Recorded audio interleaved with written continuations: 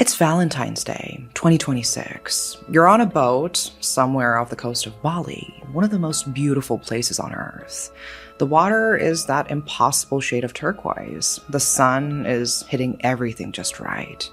Your girlfriend is laughing, the kind of laugh you want to hear for the rest of your life. You're with friends. You're young, you have money, you have time. It's a moment that many have dreamed of, but you're really living it. Then your girlfriend takes out her phone, snaps a few pictures, and posts them to her Instagram to 200,000 followers, all of whom are about to see just how perfect your life looks right now. The caption, "Fuck 14th February, love you every day," and a black heart. People scroll past and smile. Cute couple, beautiful backdrop. Lucky them. But somewhere, someone else sees that post, and they're not smiling for the same reason. That is where our story begins, but it ends very differently. 11 days later, with a mutilated body scattered in pieces across the eastern coast of Bali. This is the Bali kidnapping case.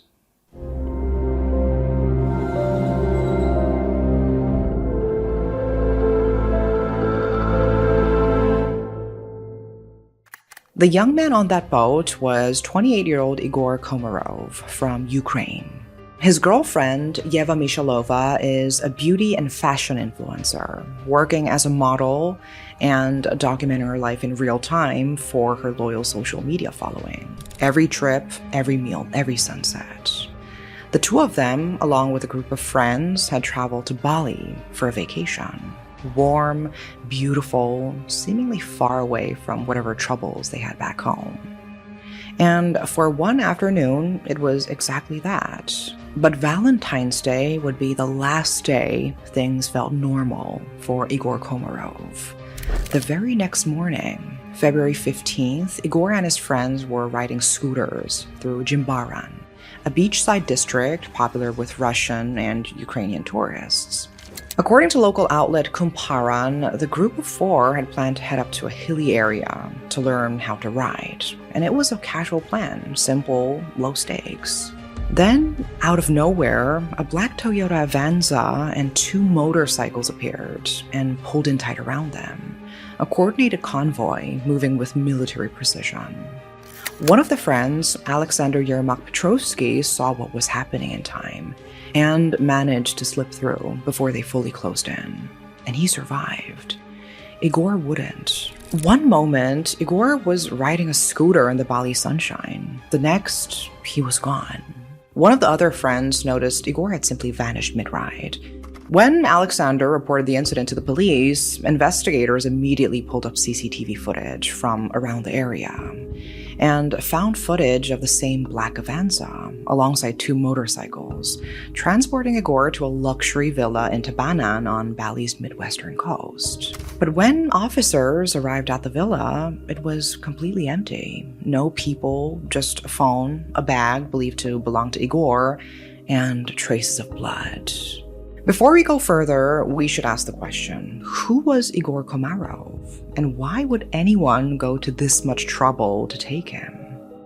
Igor was the son of Sergei Komarov, a powerful and very well-connected figure from Dnipro, Ukraine. A man whose name appeared regularly in local media due to his business influence and ties to political figures at the highest levels. Many reports also linked him to the criminal underworld. The media called him a mafia boss and a crime lord, though, for the record, he has never been convicted of any crime.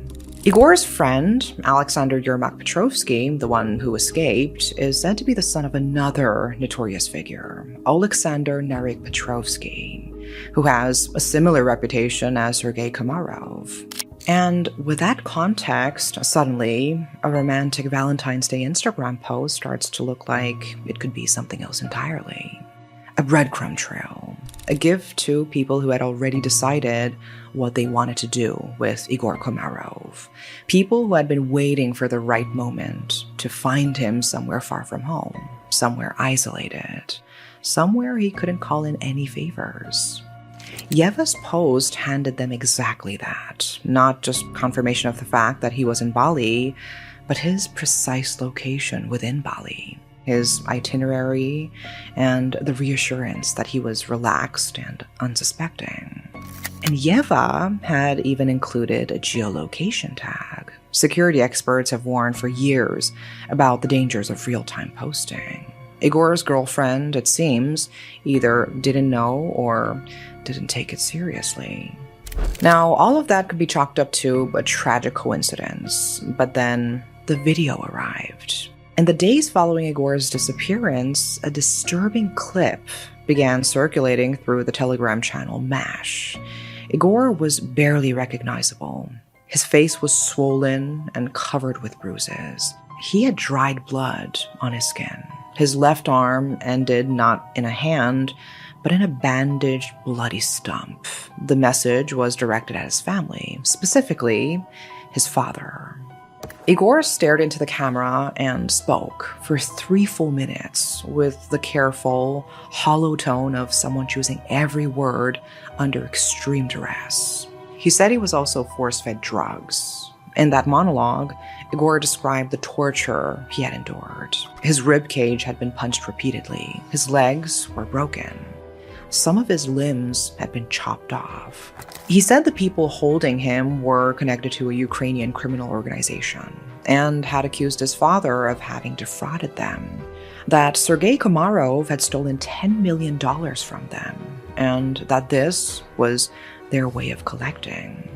The specifics of this supposed fraud are unknown. However, there have been unconfirmed allegations that the Komarov and Petrovsky families may have ties to fraudulent call centers. But here's where the story takes a different turn. A second video also circulated online. In that video, Igor himself appeared to confess that he personally ran a network of fraudulent call centers targeting Russian citizens, posing as bank security officers to steal their money. He was allegedly earning $15,000 a month from just one of them, all under the protection of Narek Petrovsky. So Igor may not have been just an innocent son caught in his father's whirls. He might have been a direct player in it. Though, of course, this confession was made under extreme duress, so we can't take it at full face value. Returning to the comments on his physical condition, Igor said something almost unbearable. An infection will start soon. I'm just dying. He told his parents not to mess with the organization holding him. Don't communicate with any other people, he said. No intermediaries, no law enforcement. He begged them to just settle the matter quietly, pay the money, and bring him home. He said he would give them everything. He just wanted to go home. Whether that call was ever answered, we don't know. What we do know is that whatever was said and done, it wasn't enough. On February 26, residents near Katewel Beach in the Gyeongnyur Regency noticed something along the shoreline that didn't belong there. The police were called, and what investigators found confirmed everyone's worst fears. They were human remains, scattered in parts across the area, a head, a torso, arms, and legs, all believed to belong to the same person. The body had clearly been there for several days before anyone had discovered it, and the damp condition of the area had accelerated decomposition, making visual identification nearly impossible. But investigators had one more lead to work with. Tattoos visible on the body parts led police to strongly suspect the remains were Igor's. 6 bone samples were extracted: a molar, a collarbone, a thigh bone, a rib, a finger, and a shin bone, and sent to the National Forensic Laboratory. All showed XY chromosomes, confirming the victim was male. And those 6 samples were then compared against the blood found inside the black Avanza that had been located. The blood found at the villa in Tabanan, and a DNA profile from Igor's mother, which was received on February 26, the same day the remains were found. And based on the kinship index calculation, the probability that the remains belonged to Igor Komarov was 99.99%. He had been abducted off a scooter in broad daylight, transported to a villa, held captive, tortured, and killed. He was just 28 years old. Now, who did this? Before the remains found on the beach were even confirmed to be Igor's, police had already found a significant lead. On February 23, a man, identified only as C, was arrested at a hotel in West Nusa Tenggara. Not for anything directly connected to the kidnapping, but for using a fake passport to rent vehicles. Specifically, a black Toyota Avanza and 2 motorcycles from a car rental business in the Badung area. C told investigators he had been paid 6 million rupiah, roughly $350 to rent those vehicles on behalf of other people using his name. He claimed he had no idea what the vehicles would be used for. When the police checked the records, they immediately recognized both the car and the registration number. It was the exact same vehicle seen in the CCTV footage from the day of the kidnapping. The GPS installed in the car showed this car had been present at precisely the location and time of Igor's abduction. From there, Bali police widened their search and identified 6 additional foreign suspects: RM, BK, AS, VN, SM, and DH, all believed to be linked to the case. All 6 were placed on a wanted list. Bali police rushed to track them down, requesting Interpol red notices to support a cross-border pursuit. There was high possibility that 4 of the suspects had already fled to other parts of Indonesia, with the remaining 2 still believed to be hiding somewhere in Bali. Making the pursuit even more complicated, authorities revealed that these suspects allegedly entered Indonesia using multiple passports, some holding 2 or even 3 different identities, making it extremely difficult for investigators to verify even their primary citizenships. And an 8th suspect also emerged. According to a source close to the investigation who spoke anonymously to a news outlet, an Indonesian national had been arrested, not for participating directly in the kidnapping, but for issuing C's fraudulent passport. Details on this individual remain scarce. The investigation into Igor Komarov's case is still ongoing, and many questions remain unanswered. What drove this? There are theories. A Russian cybersecurity expert, Igor Bedrov, gave an interview to a Russian media outlet, in which he suggested that the killing may have been connected to an attempt to redistribute control of the fraudulent call center operations targeting Russian citizens, allegedly tied to the Komarov and Petrovsky families. Online, debate also turned to Yeva Mishalova. As an influencer, someone who had built an entire career on public visibility, many argued she should have known better than to post real-time location content and include a geotag when she was dating someone with alleged links to the criminal underworld. Some went further and suggested that the police should investigate her directly, claiming the Valentine's Day post was too convenient a coincidence to ignore. But to be absolutely clear, none of that has been confirmed. There is no official statement connecting Yeva to any wrongdoing. What we do know is how Yeva responded publicly. After Igor went missing, she posted an Instagram story of the 2 of them together from their Bali trip, writing, "I know for sure you will see it." Shortly after, she shared another clip of herself breaking down on camera, with the words, "I will be back when I have strength." Whatever the public may think of her role in the story, her grief, at least publicly, was visible. But the broader question her situation raises is one worth sitting with, because the risk of real-time posting isn't unique to people in Igor's world. It's a warning that security experts have been issuing for years. And in this case, one sunny, happy, completely innocent-looking Instagram post may have been the first link in a chain that ended with the torture and murder of a young man. This recent case has cast a shadow over Bali, but it definitely isn't the first time the paradise of the island has been the scene of something much darker. After COVID-19, Indonesia's government opened its doors wide to international tourism to support the local economy. But instead of simply stabilizing the economy, The island began to be slowly occupied by international buyers snapping up property, and the number of crimes involving foreign nationals rose by 45% in 2025 alone.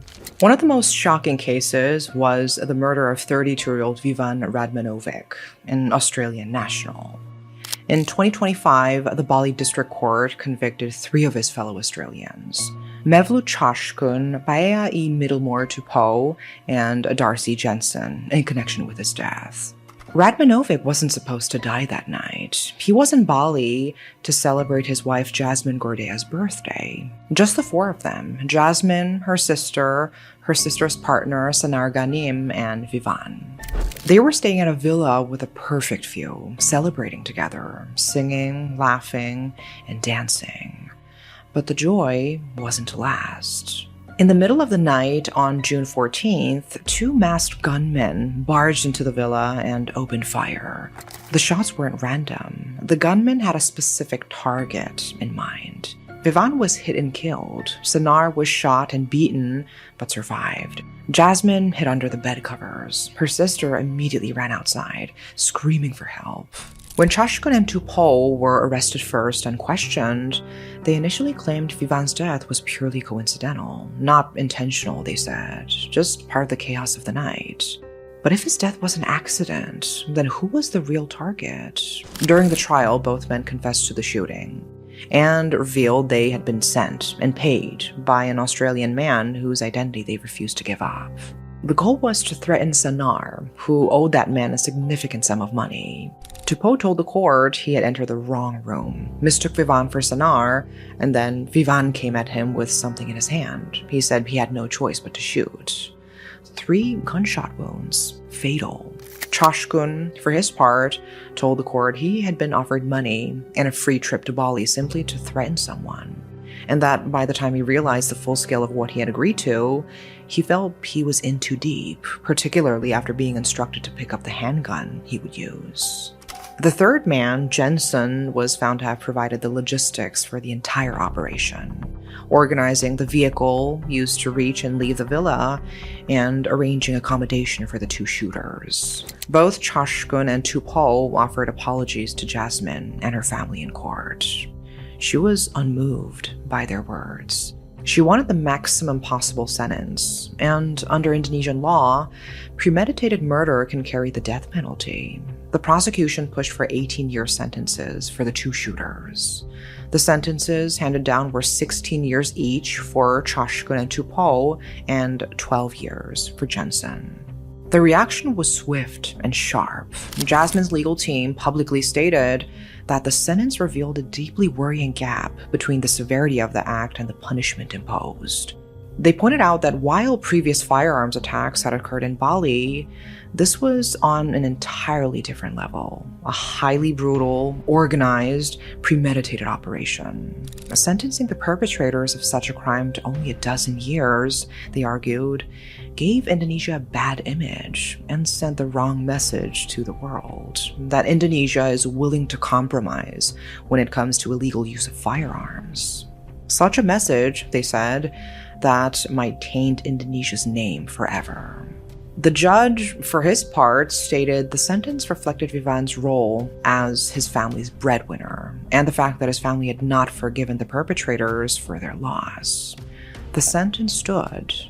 And so Bali finds itself at a crossroads, an island of extraordinary beauty, one referred to as the Island of Gods, a place millions of people dream about, now carrying a growing weight of violent crime. An island where tourists continue to arrive in record numbers, and where, in recent years, some visitors have brought with them a darkness the island was never prepared for. Igor Komarov's case is still unfolding. Suspects are still being hunted across international borders. The full picture, whatever it looks like, hasn't been revealed yet, and all we can do is wait. But this much is already clear. A 28-year-old man flew to Bali for a holiday. His girlfriend posted a picture on Instagram with a geotag, and somewhere on the other side of the screen, someone who had been looking for him finally knew exactly where he was. It's the banality of how it started. A boat, a blue sky, a post that 200,000 people scrolled past without a second thought, and one person who didn't. That is all for today. Thanks for watching.